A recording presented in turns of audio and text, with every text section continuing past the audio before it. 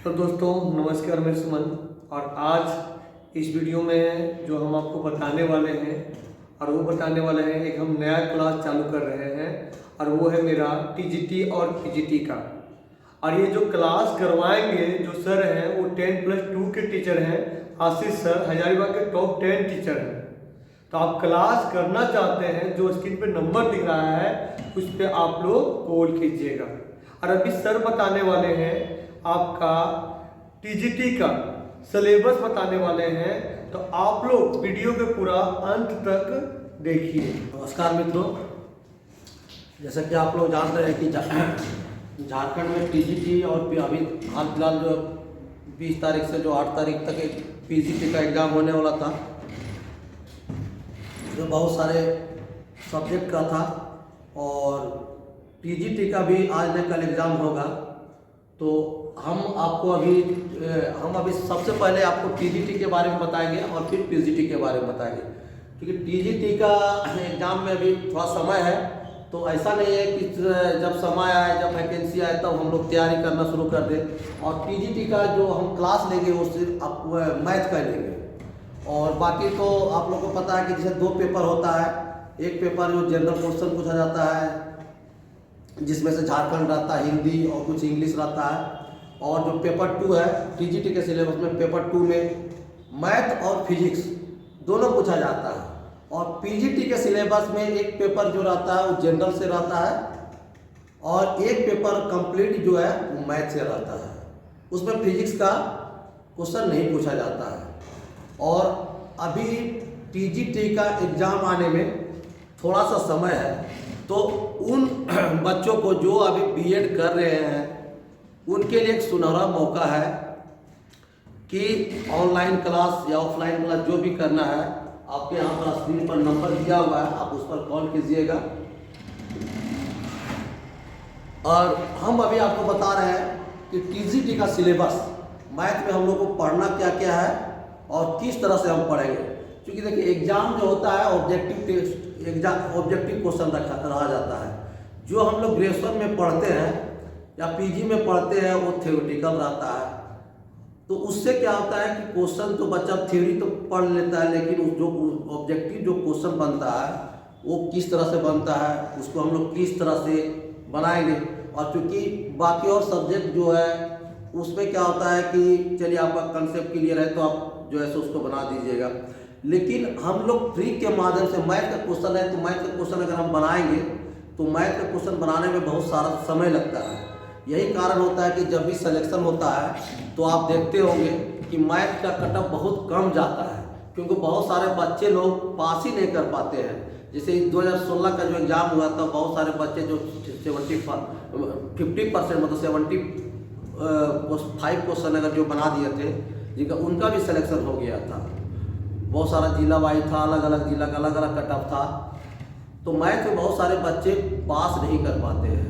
उसका एक रीज़न क्या है कि वो ट्रिक के माध्यम से नहीं बना पाते हैं क्वेश्चन को, वो सिंपल बनाना चाहते हैं। सिंपल में टाइम टेकन होता है, और मैथ में जो है तो टाइम टेकन अगर आपका रहेगा तो आपको सबसे पहले तो आपका कट ऑफ पास करना है। कट ऑफ पास करने के लिए 50% कम से कम आना जरूरी है। अगर आप 50% आते हैं तभी आप सिलेक्शन के लिए दावा कर सकते हैं। और अगर 50% से कम आया तो आप नहीं कर सकते हैं। तो यहाँ पर आप देखिएगा कि सबसे पहले हम लोग जो देखेंगे कि सिलेबस है, और हम लोग जो शुरू करने जा रहे हैं, आप और जगह भी पढ़े होंगे या पढ़ रहे होंगे, लेकिन यहाँ पर आपको बेहतर एक ट्रिक के माध्यम से बताया जाएगा किस तरह ट्रिक से हम लोग क्वेश्चन को सॉल्व करेंगे। कोई भी क्वेश्चन रहेगा तो हम लोग किस तरह से उसको ट्रिक के माध्यम से हम लोग सॉल्व करके आसानी से, इसमें कम समय। और हमेशा याद रखिएगा जब भी कंपटीशन हम बैठते हैं तो मेरा जो है तो ऐसा नहीं कि हम सिर्फ बनाना एक अलग बात है, लेकिन वो टाइम के बाउंड के अंदर बना लेना एक बड़ी बात होती है। और उसके लिए सिलेबस के साथ कंसेप्ट क्लियर होना चाहिए, कंसेप्ट के साथ साथ क्वेश्चन का प्रैक्टिस होना चाहिए, जो आसान तरीका से, आसान भाषा में होना चाहिए कि हम लोग किस तरह से ट्रिक के माध्यम से बनाएंगे। क्यों जो ट्रिक रहता है, क्योंकि ट्रिक के माध्यम से तुरंत कम समय में बनाएंगे, और जब कम समय में बनेगा, जब समय मेरा कम लगेगा तो हम मैक्सिमम ज़्यादा क्वेश्चन बना सकते हैं, जिसमें हम सिलेक्शन होने का ज़्यादा उम्मीद रखते हैं। तो चलिए आपको हम सिलेबस के बारे में बात करते हैं। अभी टीजीटी का सिलेबस बताएंगे, फिर बाद में हम आपको पीजीटी का भी सिलेबस बताएंगे, और अभी जो क्लास हम शुरू करेंगे वो टीजीटी का, इसको साथ में हम पीजीटी को भी बताएंगे। तो देखिए पहले हम लोग का जो सिलेबस क्या है, सबसे पहले आप लोग का पेपर 1 में आप लोग जानते हैं कि पेपर 1 पेपर 2 दो होता है। पेपर 1 में जनरल होता है, जिसमें उसमें आपको सिर्फ पास करना जरूरी होता है कि आप पास कर जाए, क्वालिफाइंग नंबर रहता है उसका नंबर इसमें ऐड नहीं होता है। और हम लोग का क्या है पेपर 2, देखिए पेपर 2 में मैथमेटिक्स और फिजिक्स दोनों होता है, जिसमें हम मैथ का सिलेबस और फिजिक्स का भी सिलेबस हम बताएंगे, लेकिन हम पढ़ाएंगे सिर्फ मैथ। तो देखिए मैथ में एलजेब्रा है, क्या है एलजेब्रा है। तो मैथ में जो एलजेब्रा है, देखिए ये एलजेब्रा आपका है। एलजेब्रा में हम लोग क्या क्या पढ़ेंगे, देखिए सेट थ्योरी पहले, generalised De Morgan law, countable and uncountable set mapping, इतना चीज हम लोग पढ़ेंगे। इसके बाद में फिर आएगा थ्योरी ऑफ इक्वेशन है, जिसमें relation between root and coefficient के बारे में जानेंगे। फिर transformation of equation, symmetric function of root, ये हम लोग देखेंगे। इसके बाद में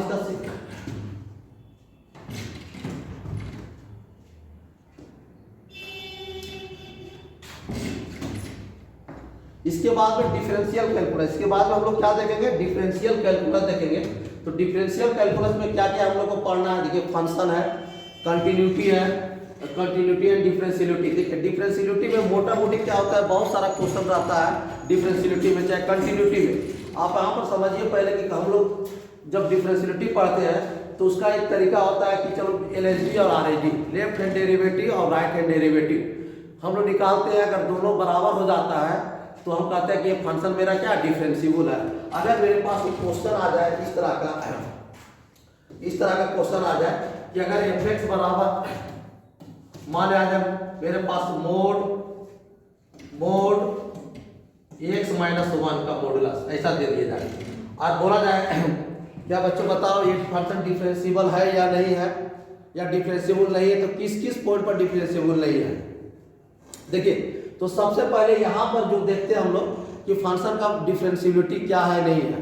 तो हम लोग अगर डिफरेंशिएबल के बारे में जानना चाहते हैं तो देखिए सबसे पहले ये देखेंगे कि फंक्शन डिफरेंस, तो हम लोग को ये देखना है कि ग्राफ के माध्यम से, बहुत सारा क्वेश्चन को हम लोग ग्राफ के माध्यम से देखेंगे कि ग्राफ अगर जब हम फंक्शन का बनाएंगे तो किस किस पॉइंट पर ये कॉर्नर पॉइंट बनाता है। जहां पर अगर ये कॉर्नर पॉइंट बनाता है उस जगह पर ये फंक्शन मेरा डिफरेंशिएबल नहीं होता है। आप जैसे समझिए पहले इसको कि अगर मान लीजिए हम लोग एक करके हम देखते हैं, अगर मान लीजिए अगर y बराबर मेरे पास रहता मोड x का ग्राफ, तो हम बताते हैं कि देखिए इसका ग्राफ बनता कैसे है। तो इसका आप लोग ग्राफ जानते होंगे, देखिए बी शेप का बनता है, देखिए बी शेप का बनता है। तो इसके बारे में अगर हम बोलेंगे तो यहाँ पर x = 0 है। देखिए ये फंक्शन कॉर्नर बना रहा है कहाँ x = 0 पर, इसका मतलब ये फंक्शन डिफरेंशिएबल नहीं होगा x = 0 पर। ये फंक्शन कंटिन्यूअस है बट नॉट डिफरेंशिएबल x = 0 पर। अब देखिए एक इसका आ गया। अब इसी क्वेश्चन में अगर हम लोग आ जाते हैं y बराबर कितना मोड x और माइनस कितना 1, तो ये जो ग्राफ बनेगा, ध्यान दीजिए पहले, ये जो ग्राफ बनेगा, देखिए इसका जो ग्राफ बनेगा यहाँ पर सीधा सीधी ये ग्राफ यहाँ से आएगा, 1 यूनिट क्या आ जाएगा। देखिए यहाँ पर अगर x बराबर 0 बैठाते हैं तो y क्या देता है -1, तो 0 और कितना आ गया -1 आ गया, -1 आ गया। अब देखिए ये जो फंक्शन ये भी x बराबर 0 पर डिफरेंशिएबल नहीं है, क्योंकि यहाँ पर 0 पर ये क्या बन रहा है कॉर्नर बना दे रहा है। अब हम लोग को देखिए ग्राफ बनाना है, अब कंटिन्यूअस तो है ही है, लेकिन अगर हमको ग्राफ बनाना है, इसका बनाना है, इसका इस फंक्शन का निकालना है। देखिए सबसे पहले हम लोग मोड x का बनाए, मोड x - 1 का बनाए। अब हमको इसको बनाना है y बराबर मोड और फिर यहाँ क्या x - 1 का मॉडुलस दिया पर। अब देखिए इसका ग्राफ बनाना है। तो देखिए सबसे पहले ये ध्यान देना है कि ये जो ग्राफ हम लोग का बना था, ये जो ग्राफ इसका बना हुआ था, ये इधर ग्राफ बनाया है, यहाँ बना हुआ था। यहाँ का अगर पॉइंट की बात हम करते हैं तो यहाँ मेरा पॉइंट जो होगा 1 0 हो जाएगा, और यहाँ पर पॉइंट हो जाएगा मेरा कितना -1 0।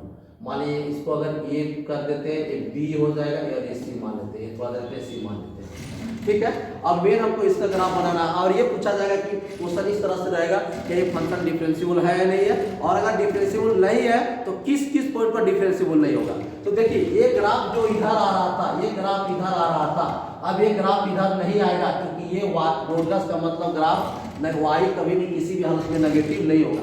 तो ये जो ग्राफ यहाँ से यहाँ से और इधर आ रहा था, इधर आ रहा था, ये ग्राफ यहीं से मुड़ जाएगा और ये ग्राफ इधर चला जाएगा, डब्लू शेप का बन जाएगा। ये ग्राफ जो है मेरा क्या बनेगा, देखिए ये शेप बनेगा, ये शेप बनेगा, ये।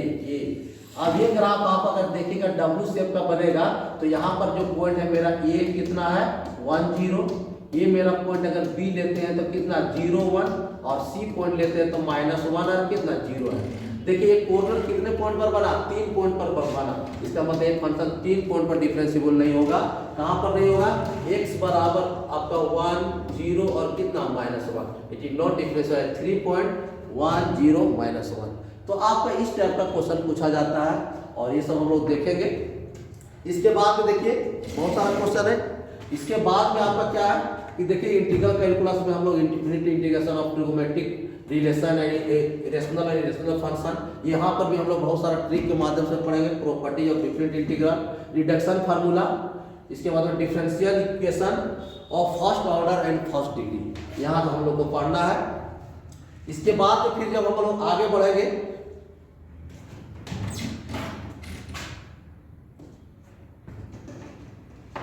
फिर इसके बाद में कोऑर्डिनेट ज्योमेट्री, जो बहुत क्वेश्चन पूछा जाता है कोऑर्डिनेट पाराबोला से, इलिप्स से, और ये सब क्वेश्चन बहुत आगे कंपटीशन में पूछा जाता है। बहुत इंपॉर्टेंट चैप्टर है स्टैंडर्ड इक्वेशन ऑफ पाराबोला, उसका उससे रिलेटेड हम लोग क्वेश्चन देखेंगे। इलिप्स है, हाइपरबोला है, टेंजेंट एंड नॉर्मल है, डायमीटर एक्सट्रूडेड है।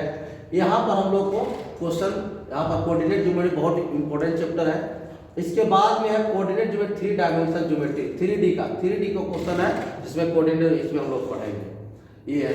इसके बाद में आपका इसमें देखिए क्या क्या है, डिफरेंट कोऑर्डिनेट सिस्टम है, relation between them, direction cosine, जो डायरेक्शन कोसाइन से बहुत सारा क्वेश्चन है, ये लिए मेन है जहाँ पर l² + m² + n² = 1 होता है। और प्लेन स्ट्रेट लाइन हम लोग पढ़ेंगे, क्या पढ़ेंगे, प्लेन स्ट्रेट लाइन।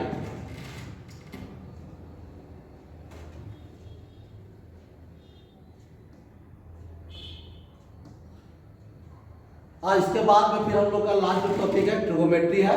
ट्रिगोमेट्री में दी गौरे थ्योरम एंड इट एप्लीकेशन है, कॉम्प्लेक्स आर्गुमेंट है, ग्रेगोरी सीरीज है, समेशन ऑफ सीरीज है। इतना टॉपिक हम लोग को मैथ में पढ़ना है। और बाकी जो है सब फिजिक्स का पोर्शन है जो आप लोग खुद कर लीजिएगा, उसका भी हम सिलेबस दिखा देते हैं आपको। पेपर 2 जो फिजिक्स है, फिजिक्स में आपका जनरल फिजिक्स है जिसमें वेक्टर प्रॉपर्टीज पढ़ना है, इतना चीज़ है, प्रोजेक्टाइल वगैरह पढ़ना है। फिर इसमें जो है हम लोग को पढ़ना है रिलेटिविटी, फिजिक्स के लिए है, ए और बी पार्ट है पेपर। इसके बाद में हीट एंड थर्मोडायनेमिक्स जो बहुत इंपॉर्टेंट टॉपिक है, इससे भी बहुत सारा, ऑप्टिक्स ये भी बहुत इंपॉर्टेंट है। फिर इलेक्ट्रोस्टेट है, मैग्नेटिज्म है, गॉसेस थ्योरम वगैरह है। और इसके बाद में फिर हम लोग को है यहाँ पर करंट इलेक्ट्रिसिटी, ये भी बहुत इंपॉर्टेंट टॉपिक है। और एक एटॉमिक एंड न्यूक्लियर फिजिक्स है। तो ये आपका फिजिक्स का पेपर है। और मैथ के लिए आप लोग देख लिए थे कि टीजीटी के लिए क्या सिलेबस है। इसके बाद में हम फिर चलिए ठीक है, फिजिक्स के लिए फिर हम एक बार जो है सो आपको इसका सिलेबस बढ़िया समझा देंगे। और आपका जो है सो जब आपको मैथ के लिए जो भी आपको कांटेक्ट करना है तो स्क्रीन पर जो नंबर दिया हुआ है उस नंबर पर आप कांटेक्ट कीजिएगा। सुमन क्लासेस के नाम से है। आपको वीडियो और रिकॉर्डिंग सारा चीज़ आपको प्रोवाइड किया जाएगा मटेरियल के साथ में। और आपको एक ट्रिक के माध्यम से हम लोग मतलब कोशिश करेंगे कि जितना मैक्सिमम से मैक्सिमम क्वेश्चन आप लोग बना सकें। और आप लोग क्लास कर रहे होंगे या किए होंगे, लेकिन एक बार जरूर क्लास कीजिएगा, अब आपसे औरों से बेहतर आपको मिलेगा। धन्यवाद।